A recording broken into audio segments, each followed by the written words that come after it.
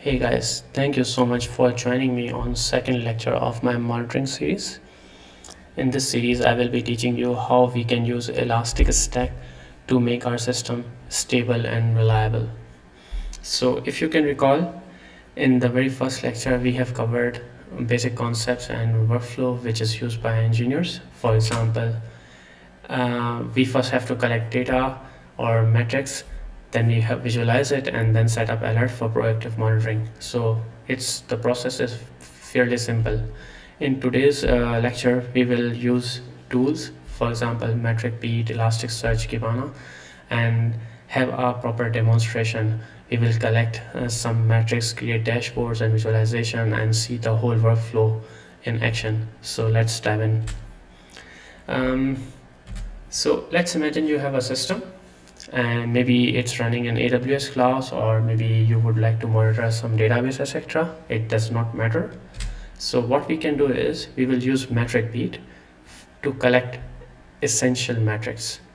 Then we will have to ship these metrics to Elasticsearch so that we can persist this information.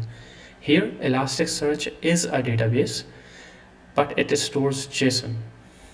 Finally, when we have data in our database, we can visualize these data with the help of Kibana. So the process is fairly simple. So you may be wondering how Metricbeat is actually helping us. The key is Metricbeat is offering a lot of modules for very popular system. For example, Postgres, RabbitMQ, etc. This way we can easily collect metrics.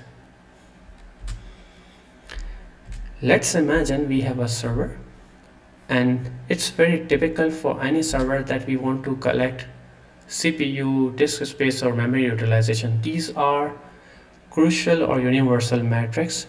It doesn't matter what application you are running. So these are really crucial metrics for any application, any nature of application. And if we want to use Metricbeat, we can use simply system module provided by Metricbeat for collecting different metrics. But what if I don't want to collect disk space utilization and only interested in CPU and memory utilization? Is it possible that Metricbeat allow us to control this granularity? Maybe right now its system module doesn't matter, but maybe we are interested in AWS cloud metrics where we would be using handful of service, like very limited services, and we don't need all the information to clutter lots of data. So how to control this granularity? This is something which is controlled via metric set. So in short, Metricbeat has modules that allow us to collect data from different systems, and we can control the granularity with the help of metric set. I will share an example with you. For example, we can see that we are periodically collecting system metrics, but only CPU and memory utilizations, or sorry, only CPU and memory metrics are collected here. Let's take a look at the demonstration. Goal here is that we will be implementing CPU and memory utilization of my system, of my laptop. Furthermore, for further examples, I have chosen MySQL database system, and we will be monitoring aborted connections. This is just for no good reason, so that we have more example, and this way we can easily see how Metricbeat is working or collecting data points. So let's jump in. Before we jump into demonstration, you can find all the code samples in my GitHub repository. It's in public repository, which is monitoring courses, and here you will see a simple Docker Compose file which has Elastic Stack. For example, Elasticsearch, Kibana, Metricbeat, they all are running in a Docker container. Since I am also interested in monitoring MySQL test database, so I have started MySQL as well. Here, this is not a big deal because you will find this Docker Compose file on official website as well. The most important part here is that the configuration file is mounted in a Metricbeat, and this is actually a game changer, I would say, and this is something we are interested in. As I mentioned earlier that I will be collecting system and MySQL modules, so I have used I will be monitoring my system and MySQL database, so I have selected modules accordingly. Furthermore, I am only collecting CPU, memory or process metrics, and in case of MySQL, it's a status. You might be wondering, how do I know which metric set should I use? So here you can always consult official website. They are pretty nice and they have documented it really well. I can show you. You can search, for example, Metricbeat modules, and you will see here we have all the list of modules for different popular system. It's really huge. Let's say you are running services in your AWS cloud and you may be using, let's say, EC2 or RTS instance only, and you are only interested in these metrics, then you can use these metric set for monitoring these resources. So pretty simple. So let's dive in. Kibana is our visualization tool. You can directly browse it via localhost :5601 because this is the default port where Kibana is exposed. On the left hand side, you will see a navigation menu. There could be very many options here, but the most interesting for us in this particular lecture is analytics one. And here, with the help of discover, you will see available metrics. With the help of dashboard, you will create dashboards. With the help of visual library, you will be creating different visualizations. Please note that Canva, maps and machine learning I haven't used, so I am not aware of. So let's start with the discover. Let's see how the metrics will look like. As soon as you press the discover button, you will see this menu which asks you to please create an index. You may be wondering, if you are completely fresh, what is an index? You can think of index as a MySQL table or any table in relational database that stores data. In Elasticsearch, we don't have tables, but we have indexes. I will cover this topic in a very detail in the upcoming lectures, so you can ignore this, but for now you can just consider that index is the one that is holding all the documents or all the data. As you can see, we have now here index, and we need to create index pattern. We can use any name, but it is always a nice idea to use the same one which is actually makes sense. Since it's a time series data, which means metrics are collected at regular interval, that's why we also need a timestamp field. And by default, Metricbeat uses @timestamp as the timestamp field. If let's say your data is not timestamp dependent, then you can say, hey, I don't want to use time filter at all. But for us, it's timestamp field. So let's start. Once we create this index, you will see these are the fields, but for now you can ignore this.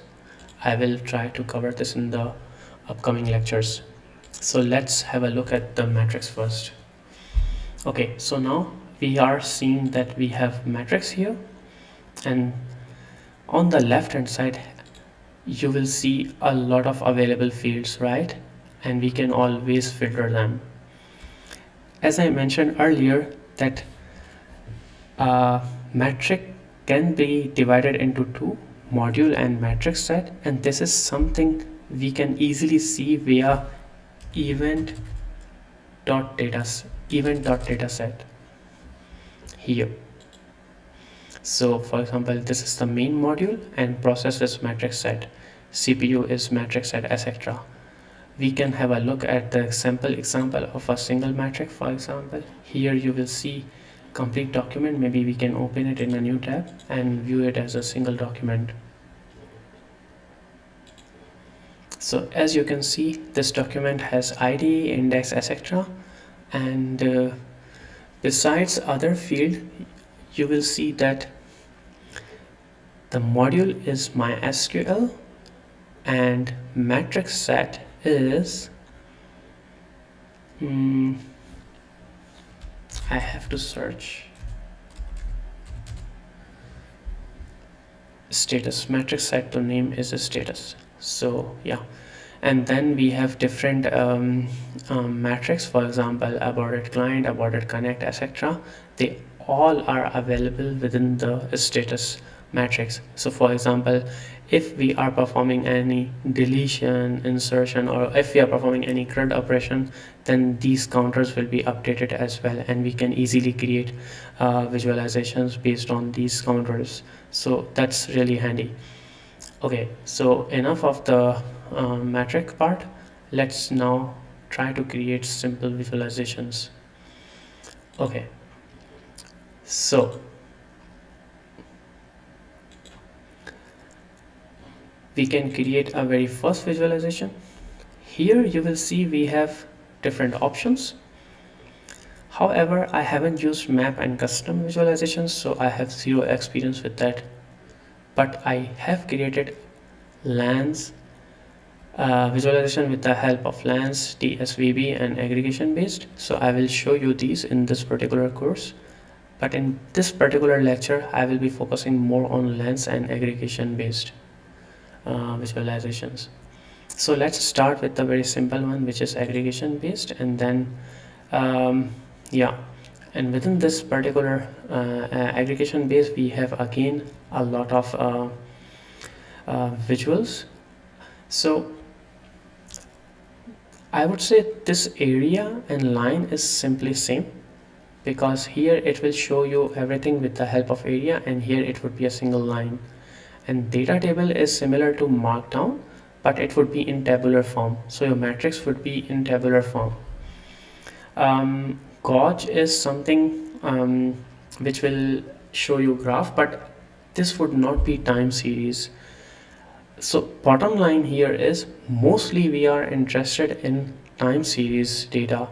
For example, how would our CPU utilization was within the last 2 hours or last 1 week or last 1 month, because when the problem occurred, we try to create a history and look back in time and try to see when the problem starts. So for us, it's always important to have a history, and that's why we always prefer line graph or area or whatever.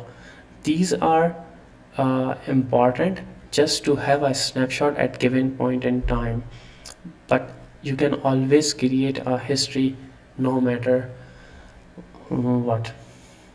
So let's start with the line graph, and here we need to select the data source. So in this case, we are using Metricbeat as our index. So let's start with this. Since I am running a very small setup, which means that I would have a handful of metrics.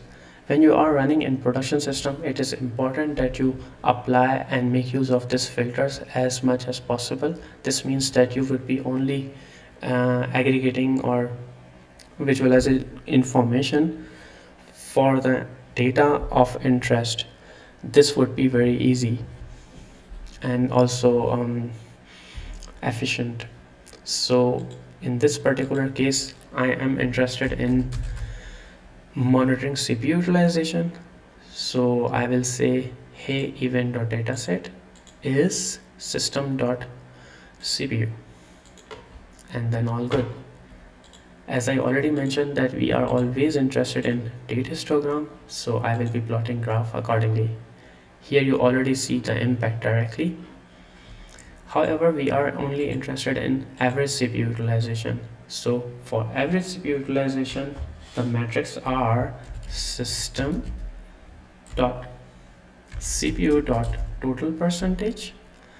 You can always find these details on official website where they will see, they will tell you each and every thing, what this particular field means. So here we have average CPU utilization. But the thing here is that we have a number of cores, and it would be more effective when we are monitoring the utilization per core.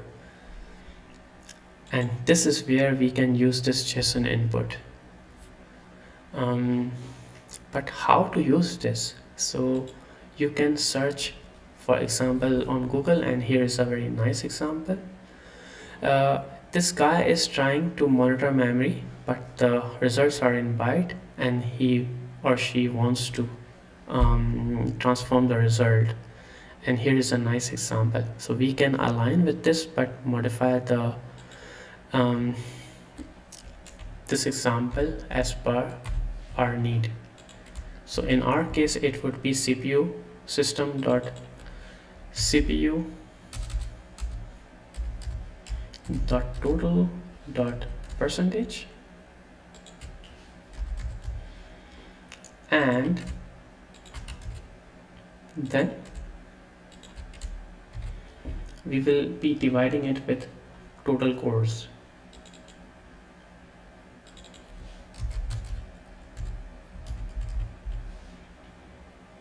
This way we can directly see average CPU utilization per core. As you can see, it's really very boring, and my system is not doing anything right now. So it's really nice. We can further make it more nice via these settings. For example, do we need to show labels, or we can hide these labels, etc. But we would like to show labels. The best part here is that it's always nice when we show a threshold line, because here it's very obvious that typically CPU utilization should be between within 75% or maybe 85% depending on the system, and this way we can directly see the line. However, here we can let's say use 0.35 just for the sake of example, and this means that we can directly see this line. But since it's very small, 35% should not be the case, and it would be 75, so we would not see this line. We will see this line nice right now, but since this is really boring, so it would go away directly. But never mind. Now since we are all done, we can save this visualization with a nice name. Since we don't have any dashboard yet, we will say no and then add to library. Here we can create a tags so that we can easily filter data. I would be having a handful of visualizations, so I'm not creating it, but in the production system you could also tag these visualization. Let's give it a nice name, say demo average CPU utilization over time, and then you can just save and add to library. So the process is really long, and you may think that okay, it's really not very easy. It requires practice, but then it would be really handy for you because the process is more or less same. However, I can still show you another better way for creating visualizations, so that you don't have to do a lot of manual process. In the beginning I already showed you that there are different visualization, and lens is one of them. So let's now use lens for creating memory utilization.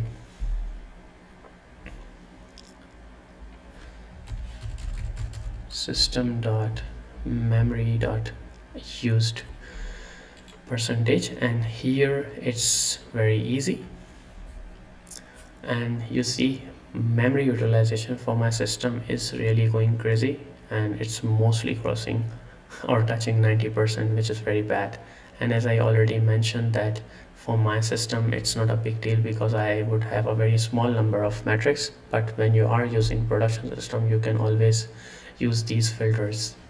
Okay, now let's make it clean because it's not final.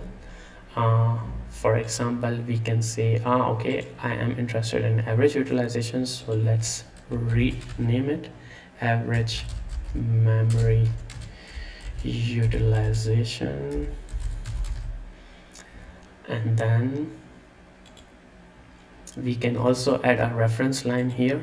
For example, we will say references maybe 75% or 85%, and then we can give a nice color. Red would be nice, and if you want you can also use this icon, but I'm not using it. And again we can save this visual. This is a very nice example considering production system. Why? Because as you can see we have made problem visible. This means imagine this was your production server and you were not aware, and you now directly see that one of your service is already consuming high memory utilization. So the first step is to make the problem visible and then investigate. And once you see okay what's the status of the current service, you will further dig deeper and see okay what process on particular instance may be consuming a high memory, and this way you will start improving the system. And then maybe you will first improve it from maybe 90 or 92 to 85, and then further reduce it to 80 and so on, and depending on. So that's how you are incrementally increasing the stability of your system. So let's save this visuals as well. Again, none. Here demo, and here average memory utilization over time. So far so good. We have two visuals, and now we can easily create a dashboard. A dashboard is a unified view, and you can add multiple visualization here, and then you will have a nice view so that you can see everything in one go. Let's add these, and here you go. You can drag and drop etc however you like, and then all good. And here you can also save this, for example demo health overview. Also you can give it a tag and then save. If you want you can also store timestamp as well. For example, maybe you whenever the person loads the dashboard you want it to always go back one day. So whenever the dashboard is being loaded it will always consider, let's say 24 hours or 15 minutes, or because sometimes 15 minutes is not sufficient and you want developers to look back bigger time range to actually evaluate the data, and this is then very handy. Okay, and here the important part is that you are not creating all the visualization in one dashboard, but you actually organize it depending on the apps or microservices. And this way you can easily, for example, you may be creating a dashboard for infrastructure, maybe for web application different dashboard, and maybe let's say you have a RabbitMQ or maybe Kafka running in your production system, and then you will be monitoring those resources as well. So you will create resources accordingly. It depends how you are streamlining your development processes. So far we have created average CPU utilization and memory utilization. Now we need to monitor MySQL metrics. Here it's a bit tricky, but let's see. Okay, so far our everything was pretty straightforward and yeah, simple. So it was percentage, so no big deal. But it's also crucial that we understand how the metric works so that we can create visualization accordingly. And this is really important. For example, in case of MySQL aborted connect, it's crucial that how this metric is actually working. Let's filter out for MySQL. As you can see, this dash means that this does not belong to MySQL, and yeah, for system metric we know that it would not be there. So event.dataset, that's why I told you that it's very important that you filter data based on, so that you can view nice information or correct information. For now we have no aborted connection at all. It's always 0. So far good, but let's try it out. Let's see how this metric behave. So you can see that my Docker containers are running, and here is the MySQL. Let's try to connect MySQL, and I can easily connect it via uroot and -p password. So far good, awesome. But what if I type a wrong password? Okay, it's rejected. Let's try it again. Wrong password, rejected. Awesome. Let's try it again. Awesome. You may be wondering, okay, why would anybody type a wrong password? It's not the point, because I am just trying to simulate it. The reason here is why I am monitoring aborted connection, or what was the reason. So in production system we had a problem that we ran out of disk space, and our resources was running in AWS RDS.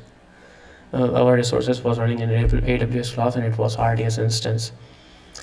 When there was no disk space left, MySQL was rejecting connections, and that way we can directly monitor it with the help of this metric. So here I am just simulating it and trying to explain how actually this metric works. So now you see here we have data, and it's constantly increasing. Okay, so far good. Now the interesting point here is it is not going back to 0. This means that when there are aborted connections, we will see increase in metric, but when there are no aborted connection, it will stay at the same level. So it's not going back to 0. However, I would like to plot a graph in a manner that whenever there are aborted connection, there should be a spike. Rest, I don't care, it should be on 0.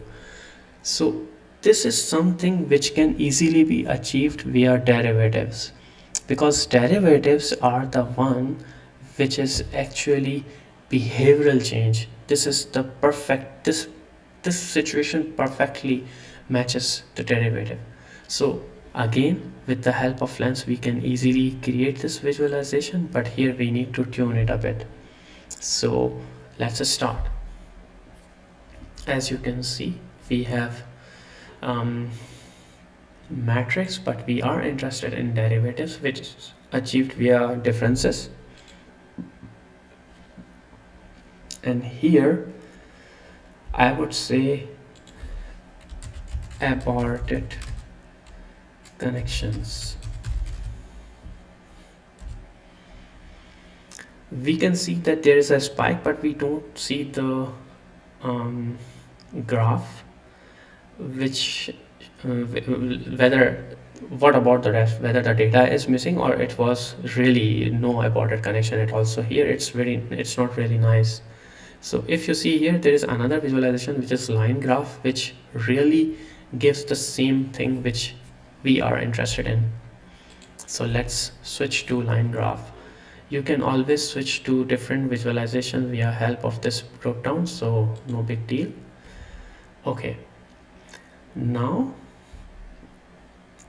we have a graph which we are interested in. What we are further interested in is that to further simplify this, which means these numbers does not make any sense for me because I am least bothered how many connections were aborted. The most important part for me is that whether there are aborted connection, even if it's a single connection aborted or doesn't matter 100, but if there are aborted connection, it is crucial for me. This is something we can easily accomplish with the help of these tools. For example, if you see here, it's a left axis, and here you can click here and you can disable this tick label, and you see it's gone. Here it's also showing grids, so you can also remove these grids, but I think it's nice, so all good. So we have accomplished this and we can easily save this graph. Let's say demo. Now we will say aborted MySQL connections over time. This time we do have visualization, dashboard, so we can directly add this there, and we would also like to save this in the library so that we can easily reuse this graph in other dashboard if necessary. So you have a nice view now. Here you can see CPU utilization, memory utilization, and MySQL aborted connection. So far good. Don't forget to save this visualization, save this dashboard, otherwise the changes will be gone. And now we have it here, and you can go to dashboard and you can always see it here, and you can also filter it via tag if there are tags. So yeah, that was it.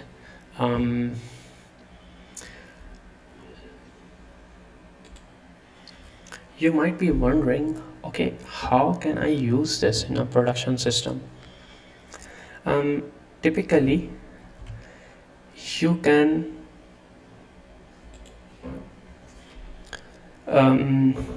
maybe use self-hosted services, as in you are managing Kibana, MySQL, everything yourself.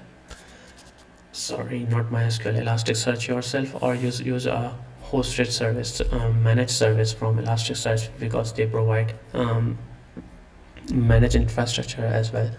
So you can use those as well. Now comes the Metricbeat part.